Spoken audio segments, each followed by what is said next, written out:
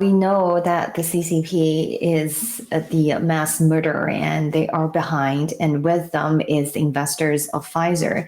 And if you recall, Ryan, I shared with you a video. That video was Miles Guo doing his live streaming back in 2020, November 11th. And on that day, in his live streaming, he told his followers that who are those investors that are behind the Pfizer vaccine.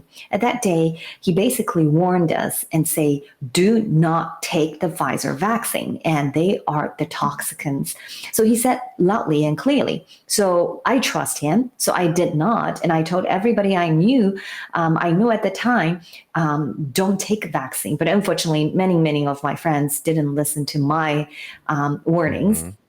And did take the vaccine, but some of them actually experiencing, adverse symptoms as far as I knew, because I've talked to them in the last probably 2 years, and more or less, majority of them are okay so far, but some of them had some symptoms observed.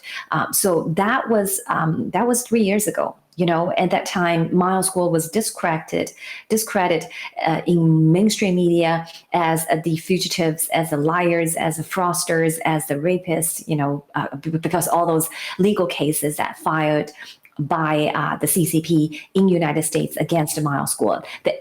These are all bogus allegations. The only goal is to basically discredit him and silencing him.